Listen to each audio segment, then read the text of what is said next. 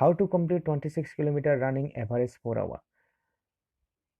26 kilometre running 4 ঘণ্টাত কেনেকৈ complete কৰিব সেই বিষয়ে আজি আমি আলোচনা কৰিব ওলাইছো। নমস্কাৰ বন্ধু-বান্ধৱীসকল, পুনৰবাৰ স্বাগতম জনাইছো আপোনাৰ মোৰ ইউটিউব চেনেল আসাম 2% লৈ। সব বন্ধু-বান্ধৱীসকল, ইতিমধ্যে আপোনালোকে থাম্বনেল চাই গম পাইছে যে আজি আমি কিহৰ বিষয়ে আলোচনা কৰিব ওলাইছো। হয়, আজি আমি আলোচনা কৰিব ওলাইছো নতুন যেটো আসাম ফৰেষ্টৰ এপ্লাই ওলাইছে 1081টা পোষ্ট।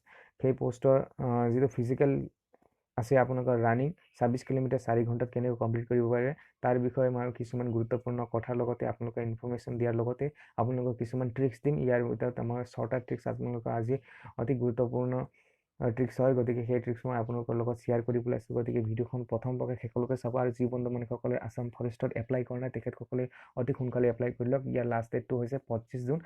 গতিকে বন্ধু বান্ধৱীসকল, যদি আপোনালোকে ভাবিছে যে 26 কিলোমিটাৰ 4 ঘণ্টাত আপোনালোকে ষ্টমিনাৰ ৰানিং পাছ কৰিম তেনেহলে আৰু যদি আসাম ফৰেষ্টৰ এইবাৰ চাকৰি ল'ম তেনেহলে আপোনালোকে এই ভিডিঅ'খন অন্তত প্ৰথম পৰা শেষলৈকে ইয়াত 5 মিনিট বা 10 মিনিট টাইমটো ৱেষ্ট কৰি চাওক। আপোনালোকৰ লাইফটো বহুতো হেল্পফুল হ'ব এই ভিডিঅ'ৰ জৰিয়তে। সো বন্ধু বান্ধৱীসকল, পলম নকৰি আজি ভিডিঅ'খন আৰম্ভ কৰোঁ। সো বন্ধু বান্ধৱীসকল, মই ফিজিক্যাল ট্ৰিক্সৰ বিষয়ে আলোচনা কৰিম। গতিকে 26 কিলোমিটাৰ আপোনালোকে কেনেদৰে 4 ঘণ্টাত কমপ্লিট কৰিব তাৰে মই কিছুমান ট্ৰিক্স লৈ আছোঁ। গতিকে ইয়াৰ ভিতৰতে আপোনালোকৰ 6টা ট্ৰিক্স লৈ আছোঁ। গতিকে ইয়াৰ লগতে আপোনালোকে কিছুমান এনে ট্ৰিক্স কৰাৰ লগতে আপোনালোকে এনে কিছুমান ভুল নকৰিব যি ভুলৰ বাবে আপোনালোকে হয়তো ষ্টেমিনাৰ কেতিয়াও আহিব নোৱাৰে। ইয়াৰ লগতে আপোনালোকৰ হয়তো আপোনালোকে নিজৰ শাৰীৰিকভাৱে কষ্ট দিয়া মাত্ৰ হ'ব। সেইবাবে আজিৰ ভিডিঅ'খন সম্পূৰ্ণ চাব, তেতিয়াহে আপোনালোকৰ কি কৰিব লাগিব, কি কৰিব নালাগে, কি ট্ৰিক্স ফলো কৰিব লাগিব সেইবিলাক সকলো জানিব। সো বন্ধু বান্ধৱীসকল, আজি যেটো আমি ট্ৰিক্সৰ বিষয়ে আলোচনা কৰিছো, গতিকে ইয়াৰ আটাইতকৈ গুৰুত্বপূৰ্ণ আৰু প্ৰথম ট্ৰিক্সটো হ'ল যে আপোনালোকে আৰম্ভণি কৰিব আৰু কেনেধৰণে আৰম্ভণি কৰিব। যেহেতু 26 কিলোমিটাৰ আপোনালোকে ৰানিং কৰিব লাগিব, গতিকে এনে 26 কিলোমিটাৰ ৰানিং কৰাৰ ক্ষেত্ৰত আপোনালোকৰ হয়তো মনত এটা প্ৰশ্ন উদয় হ'ব যে আপোনালোকে ৰানিংটো কেনেকৈ ষ্টাৰ্ট কৰিব।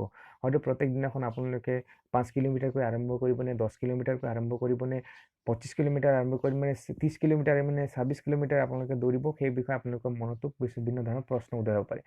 সো বন্ধু বান্ধৱীসকল, আটাইতকৈ গুৰুত্বপূৰ্ণ আৰু প্ৰথম কথাটো হৈছে যে আপোনালোকৰ যেটো ৰানিং আপোনালোকে আৰম্ভ কৰিম বুলি ভাবিছে, আপোনালোকে প্ৰেক্টিছ কৰিম বুলি ভাবিছে।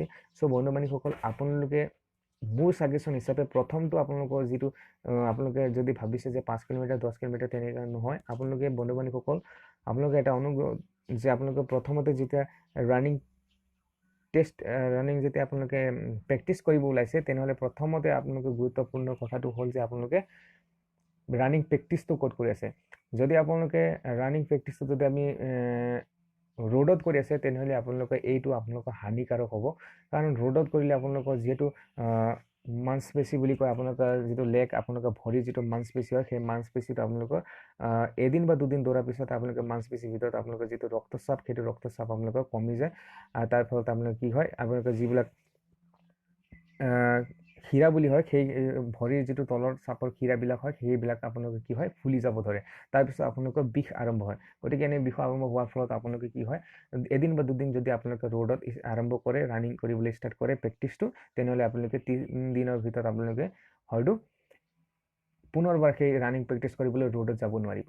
গতিকে আপোনালোকৰ প্ৰথম সাজেশনটো হৈছে আৰু প্ৰথমটো টিপছ হৈছে যে আপোনালোকে প্ৰথমতে যদি ৰানিং ষ্টাৰ্ট কৰিছে আপোনালোকে প্ৰেক্টিছ কৰিব, তেনেহলে আপোনালোকে প্ৰথমতে আপোনালোকৰ যদি ওচৰ পাজৰ ফিল্ড আছে তেনেহলে সেই ফিল্ডৰ ভিতৰত আপোনালোকে এভাৰেজ 1 ঘণ্টা বা 1.5 ঘণ্টা প্ৰত্যেক দিন আপোনালোকে প্ৰেক্টিছ কৰিব যাওঁতে এভাৰেজ 1 ঘণ্টা বা 1.5 ঘণ্টা আপোনালোকে মেক্সিমাম আপোনালোকে যেটো বাইকৰ স্পীড চাইছে আপোনালোকে এভাৰেজ 10 কিলোমিটাৰ পাৰ আৱাৰ নহয় 10 কিলোমিটাৰ পাৰ আৱাৰত আপোনালোকে যিমান স্পীড বাইক দৌৰে সেই সিমান স্পীডত আপোনালোকে বাইকখনৰ দৌৰা দৰে আপোনালোকে সিমান স্পীডত 1 ঘণ্টা মিনিমাম 1 ঘণ্টা আপোনালোকে সেই ফিল্ডৰ দৌৰি থাকিব। গতিকে এভাৰেজ 1 ঘণ্টাত আপোনালোকে যদি সেই ফিল্ডত দৌৰি থাকে তেনেহলে আপোনালোকৰ কি হ'ব, ষ্টেমিনাৰটো বাঢ়িব, লগতে আপোনালোকৰ যেটো যেটো ভৰিৰ প্ৰব্লেম হয় সেই প্ৰব্লেমটো আপোনালোকৰ নোহোৱা হ'ব। মানে আপোনালোকৰ ভৰিৰ প্ৰব্লেম কোনো ধৰণৰ সৃষ্টি নহ'ব। বিষৰ প্ৰব্লেম যেটো আছে সেই বিষৰ প্ৰব্লেম কোনো ধৰণৰ সৃষ্টি নহ'ব। গতিকে আপোনালোকে প্ৰথম কথাটো হৈছে যে আপোনালোকে ৰানিং যদি প্ৰেক্টিছ কৰিব ওলাইছে তেনেহ'লে প্ৰথমতে আপোনালোকে ফিল্ডত গৈ প্ৰেক্টিছ কৰিব, না কি আপোনালোকে ৰোডত প্ৰেক্টিছ কৰিব। যদি ৰোডত প্ৰেক্টিছ কৰে তেনেহ'লে আপোনালোকে শাৰীৰিকভাৱে বহুতো অসুস্থ অনুভৱ কৰিব। চ' প্ৰথম টিপছটো হৈছে যে আপোনালোকে যদি ৰানিং ষ্টাৰ্ট কৰিব ওলাইছে তেনেহ'লে ফিল্ডত গৈ প্ৰেক্টিছ কৰিব আৰু এভাৰেজ 1 ঘণ্টামান আপোনালোকে দৌৰিব লাগিব। তেতিয়া আপোনালোকৰ ষ্টেমিনাটো বাঢ়ি থাকিব। যদি আপোনালোকে ভাবে যে মই ৰোডত প্ৰেক্টিছ কৰিম, 25 কিলোমিটাৰ দৌৰিম, 30 কিলোমিটাৰ দৌৰিম, তেনেহ'লে এইটো আপোনালোকৰ বাবে অতি ভুল হ'ব। চ' বন্ধু বান্ধৱীসকল, প্ৰথম টিপছটো হৈছে আপোনালোকৰ যে আপোনালোকে ফিল্ডত প্ৰেক্টিছ কৰক। আৰু দ্বিতীয় নম্বৰ ট্ৰিক্সটো হৈছে নম্বৰ 2টো ট্ৰিক্স হৈছে আপোনালোকৰ বাবে অতি ইম্পৰ্টেণ্ট ট্ৰিক্স, যে আপোনালোকে ৰানিং কৰি আছে, কিন্তু আপোনালোকে ৰানিং কি হিচাপে কৰি আছে।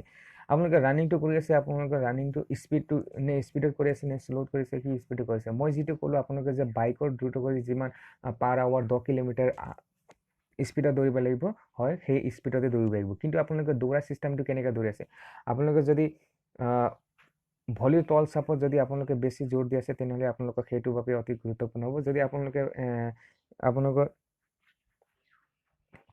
ভৰিৰ ওপৰ ফালে আপোনালোকৰ যিটো এইটো হিচাপ মই ইয়াত চিত্ৰত দেখাইছোঁ, যদি এই হিচাপত আপোনালোকে বেছি জোৰ দিয়ে তেনেহ'লে আপোনালোকৰ কি হ'ব, তেতিয়া আপোনালোকে শাৰীৰিকভাৱে অসুস্থ হ'ব।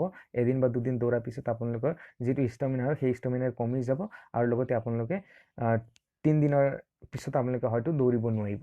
গতিকে প্ৰথম কথাটো হৈছে আপোনালোকে ফিল্ডত দৌৰাৰ লগতে আপোনালোকে যেতিয়া দৌৰিব তেতিয়া দৌৰাৰ লগত আপোনালোকে কি কৰিব, ভৰিৰ যিটো এইটো অংশ থাকে, মই আপোনালোকে চিত্ৰ চাব, ভৰিৰ এইটো যিটো অংশ থাকে, আঁঠুৰ যিমান তলত যিটো এইটো অংশ থাকে, এইটো অংশত আপোনালোকে কি কৰিব, বেছি জোৰ দিখিনি দৌৰিবলৈ চেষ্টা কৰিব। ওপৰৰ যিটো অংশ থাকে আপোনালোকৰ যিটো আঁঠুৰ ওপৰত যিটো মই দেখাই আছোঁ, এই আঁঠুৰ ওপৰত যিমান ওপৰত থাকে সেই ওপৰত আপোনালোকে কোনো ধৰণৰ প্ৰেছাৰ নিদিব। আপোনালোকে যদি ফিল্ডত দৌৰে তেনেহ'লে এভাৰেজ 1 ঘণ্টা দৌৰোতে আপোনালোকে এই তলৰ যিটো অংশ আছে ইমান অংশখিনিত আপোনালোকে বেছি জোৰ দিব। তেতিয়া আপোনালোকৰ শাৰীৰিকভাৱে কোনো অসুস্থ নহ'ব, লগতে আপোনালোকৰ কি হ'ব, ষ্টেমিনাৰো বাঢ়ি যাব। চ' ট্ৰিক্স নম্বৰ 2 আপোনালোকে আলোচনা কৰিলোঁ। লগতে আমি আলোচনা কৰিম আজি ট্ৰিক্স নম্বৰ 3 আলোচনা কৰিব ওলাইছোঁ। ট্ৰিক্স নম্বৰ 3টো হ'ল যে আপোনালোকৰ ফুড, আপোনালোকে যিটো খাদ্য গ্ৰহণ কৰে সেই খাদ্য গ্ৰহণ কৰাৰ ওপৰত আপোনালোকে কিছুমান ধৰণৰ নিয়ম বান্ধি দিব লাগিব। যদি আপোনালোকে প্ৰেক্টিছটো আজিৰ পৰা কৰিব ওলাইছে তেনেহ'লে আপোনালোকে আজিৰ পৰা আপোনালোকে এইটো টেবুলটো ফ'ল' কৰিব লাগিব।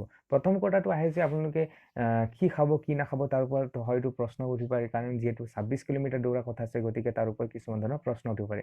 চ' বন্ধু বান্ধৱীসকল, মই আপোনালোকক কওঁ যে আপোনালোকে যদি ফাষ্টফুড বেছিকৈ খায় তেনেহ'লে আপোনালোকে যদি 26 কিলোমিটাৰ দৌৰো, আপোনালোকে যদি ফৰেষ্টত 26 কিলোমিটাৰ কমপ্লিট কৰিম বুলি ভাবিছে তেনেহ'লে আপোনালোকে যদি ফাষ্টফুড বেছিকৈ খায় তেনেহ'লে ফাষ্টফুড কিছু পৰিমাণে কমাই দিব। ইয়াৰ লগতে আপোনালোকে কি কৰিব, নিতৌ আপোনালোকে যিটো ভাত আৰু লগতে ৰুটি, যদি আপোনালোকে ৰুটি গ্ৰহণ কৰে বা ভাত গ্ৰহণ কৰে তেনেহ'লে আপোনালোকে সেইলোকে সদায় গ্ৰহণ কৰিব। কাৰণ ভাত বা ৰুটি গ্ৰহণ কৰাৰ লগে লগে কি হয়, আমাৰ ইমিউনিটি ছিষ্টেম যিটো আছে সেই ইমিউনিটি ছিষ্টেমটো আমাৰ বাঢ়ি যায়। আৰু যদি আপোনালোকে ফাষ্টফুড গ্ৰহণ কৰে তেনেহ'লে আপোনাৰ ফাষ্টফুড গ্ৰহণ কৰাৰ ক্ষেত্ৰত সেই ইমিউনিটি ছিষ্টেমটো কমি যায়।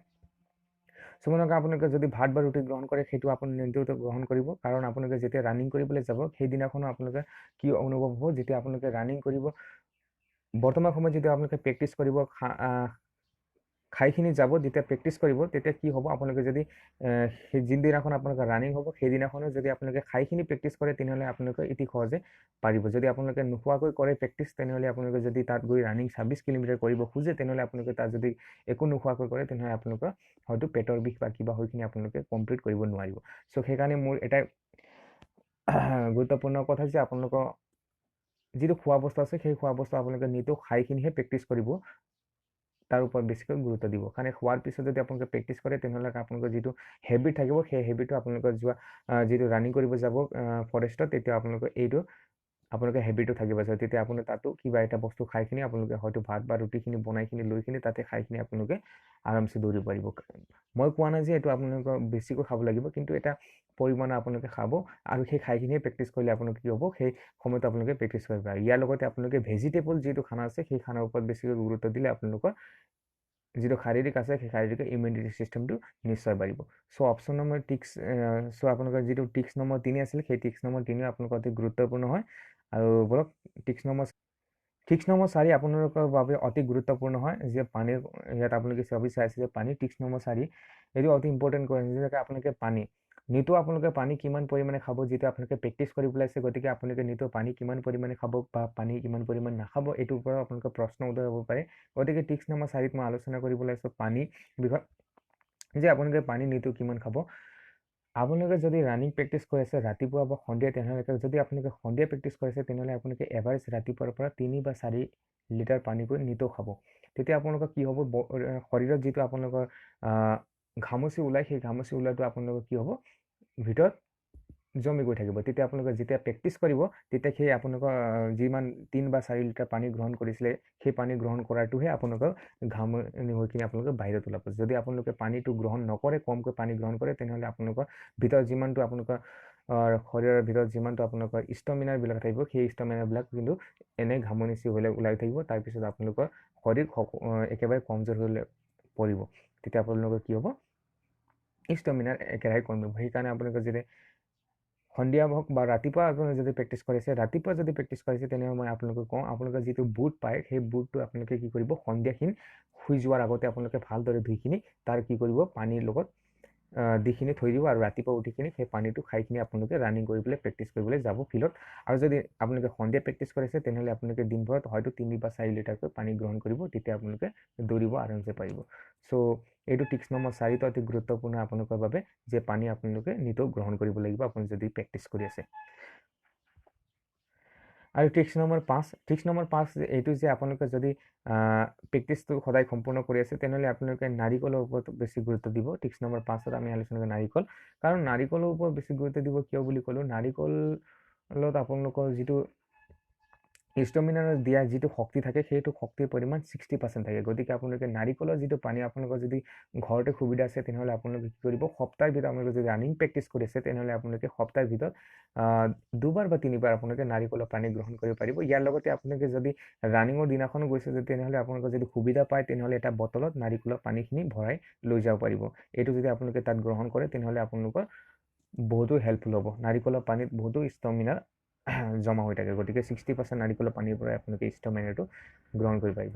চ' ট্ৰিক্স নম্বৰ 5ত যিটো নাৰিকলৰ পানী সেইটো আপোনালোকে হয়তো প্ৰেক্টিছ কৰিছে তেনেহ'লে এইটো আপোনালোকে নিতৌ গ্ৰহণ কৰি দিব পাৰিলেতো ভাল। যদি আপোনালোকে গ্ৰহণ কৰিব নোৱাৰে নিতৌ যদি গ্ৰহণ কৰিব নোৱাৰে তেনেহ'লে সপ্তাহত এবাৰ বা দুবাৰ আপোনালোকে গ্ৰহণ কৰিবলৈ চেষ্টা কৰিব। আৰু ইয়াৰ লগতে আপোনালোকে যদি ৰানিঙৰ দিনাখন চায় তেনেহ'লে এইটো লৈ যোৱাৰ ব্যৱস্থা আপোনালোকে কৰিলে অতি ভাল হ'ব।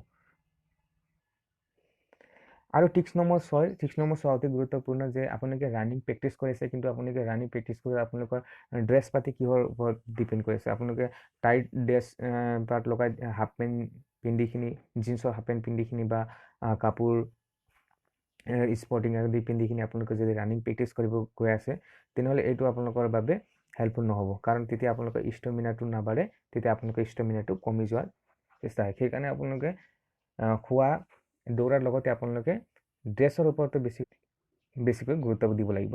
কাৰণ ড্ৰেছটো আপোনালোকে মেইন ডিপেণ্ড কৰে আপোনালোকৰ ৰানিঙৰ ষ্টেমিনাৰ বঢ়াৰ ক্ষেত্ৰত। আপোনালোকে যদি ৰানিং প্ৰেক্টিছ কৰিব গৈ আছে তেনেহ'লে মই আপোনালোকক ছাজেশ্যন কৰোঁ আপোনালোকে যদি ড্ৰেছটো কিনিব নোৱাৰে তেনেহ'লে আপোনালোকৰ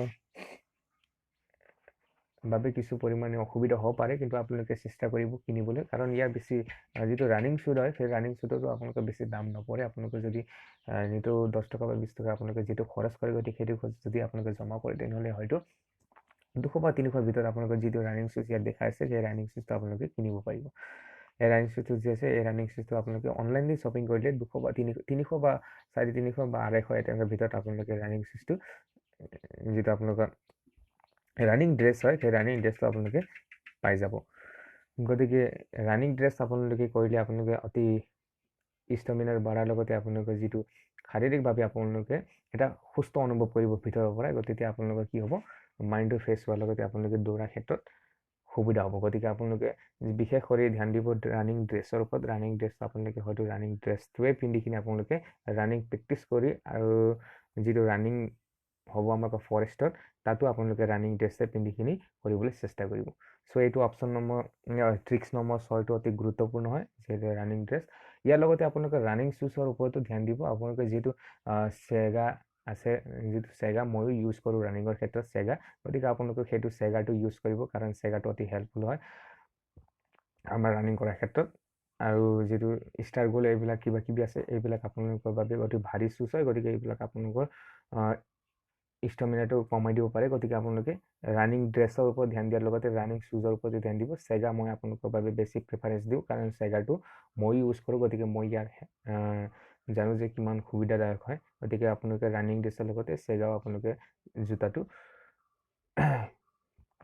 আপোনালোকে কি কৰিব পিন্ধিবলৈ চেষ্টা কৰিব গতিকে তাৰ যদি আপোনালোকে ৰানিং কৰে তেনেহ'লে আপোনালোকৰ বাবে হেল্পফুল হ'ব ইয়াৰ লগতে আপোনালোকৰ শেষত মই এটা কথা কওঁ যে এই ভিডিঅ' শেষ হ'ব এতিয়া মই এটা কথা কওঁ এইটো 6টা ট্ৰিক্সৰ লগতে আপোনালোকে যদি ফ'ল' কৰে তেনেহ'লে আপোনালোকৰ বহুতেই হেল্পফুল হ'ব ইয়াৰ লগতে আপোনালোকৰ এটা কথা কওঁ লাষ্টতে যে আপোনালোকে কি কৰিব সপ্তাহৰ ভিতৰত এদিন বা দুদিন আপোনালোকে হিল এৰিয়া মানে আপোনালোকৰ যদি আপ ডাউন ছাইড আছে তেনেহ'লে আপোনালোকে কি কৰিব সপ্তাহৰ ভিতৰত এদিন আপোনালোকে কিন্তু ৰোডত দৌৰিব লাগিব মই কোৱা নাই যে ৰোডত প্ৰত্যেক দিনাখন দৌৰিব লাগিব প্ৰত্যেক দিনাখন আপোনালোকে ফিল্ডত দৌৰিব এভাৰেজ 1 ঘণ্টা কৰি আপোনালোকে দৌৰিব কিন্তু মই কওঁ যে সপ্তাহৰ ভিতৰত এদিন আপোনালোকে ৰোডত দৌৰিব কিন্তু ৰোডত দৌৰিলে আপোনালোকে কি কৰিব হিলছ এৰিয়া মানে তল ফালৰ পৰা মই আৰু আপোনালোকে দেখাই দি আছোঁ যে আপোনালোকে কি কৰিব এইটো যদি আপোনালোকৰ এইটো আপোনালোকৰ প্লেন ৰোড হ'ল এইটো যদি আপোনালোকৰ প্লেন ৰোড হয় আৰু এইটো আপোনালোকৰ কেতিয়াবা এনেকুৱা ৰোড থাকে আপোনালোকে নিশ্চয় দেখিছে এনেকুৱা ৰোডো আপোনালোকৰ এৰিয়াত থাকিব পাৰে যদি নাই তেনেহ'লে আপোনালোকে ফিল্ডতে দৌৰিব আৰু যদি আছে তেনেহ'লে আপোনালোকে কি কৰিব সপ্তাহৰ ভিতৰত এদিন আপোনালোকে এই যদি এনেকুৱা হিলছ আপ ডাউন এৰিয়া থাকে সেই ৰোডত আপোনালোকে সপ্তাহৰ ভিতৰত এদিন দৌৰিবলৈ চেষ্টা কৰিব কাৰণ এনেকুৱা যদি আপোনালোকে দৌৰিবলৈ প্ৰেক্টিছ কৰে তেনেহ'লে আপোনালোকৰ ইমিউনিটি ছিষ্টেমটো কি হয় বাঢ়ি যায় আপোনালোকৰ ষ্টেমিনা বাঢ়ি যায় চ' আপোনালোকৰ যদি ৰোডটো আপ হিল ছাইড আছে তেনেহ'লে আপোনালোকে ইয়াত প্ৰেক্টিছ কৰিবলৈ চেষ্টা কৰিব চ' যদি আপোনালোকৰ নাই তেনেহ'লে আপোনালোকে প্লেন ৰাস্তাটো আপোনালোকে ৰোডৰ আপোনালোকে এদিন সপ্তাহৰ ভিতৰত এদিন আপোনালোকে দৌৰিব পাৰিব কিন্তু মই কওঁ যে আপোনালোকে অন্য দিনাখন কি কৰিব ফিল্ডতে দৌৰিব চ' মই যি ট্ৰিক্স আপোনালোকে আজি ক'লোঁ সেই ট্ৰিক্স যদি আপোনালোকে ফ'ল' কৰে তেনেহ'লে অহা আমাৰ যিটো আছাম ফৰেষ্টৰ আছে সেই ফৰেষ্টত আপোনালোকে অতি সহজে 26 কিলোমিটাৰ 4 ঘণ্টাৰ ভিতৰত ষ্টেমিনাৰ সহ আপোনালোকে চেষ্ট কৰিব পাৰিব চ' বন্ধু-বান্ধৱীসকল আজিৰ কাৰণে ইমান আছিলে যদি এই ভিডিঅ'খন হেল্পফুল হয় তেনেহ'লে আগলৈকে শ্বেয়াৰ কৰি দিব আৰু যদি আপোনালোকে ট্ৰিক্স কৰে তেনেহ'লে নিশ্চয় আপোনালোকে পাছ হ'ব আৰু আমাৰ যদি চেনেলটো নতুনকৈ আহিছে তেনেহ'লে চেনেলখন ছাবস্ক্ৰাইব কৰি দিব আৰু ভিডিঅ'খন এটা লাইক কৰি দিব যাতে মই আপোনালোকৰ নেক্সট এনেকুৱা ভিডিঅ'খন ইনফৰ্মেশ্যন ভিডিঅ' লৈ আহিব পাৰোঁ ইয়াৰ লগতে আপুনি যদি এক্সামৰ যদি প্ৰিপাৰেশ্যন কৰি আছে তেনেহ'লে আপোনালোকে কুৱেশ্যন এনচাৰ কৰিবৰ বাবে আমাৰ চেনেলখন ভিজিট কৰিব পাৰে চ' আজিৰ কাৰণে ইমান আছিলে লগ পাম নেক্সট ভিডিঅ'লৈ তেতিয়া কাৰণে জয় হিন্দ জয় ভাৰত জয় অসম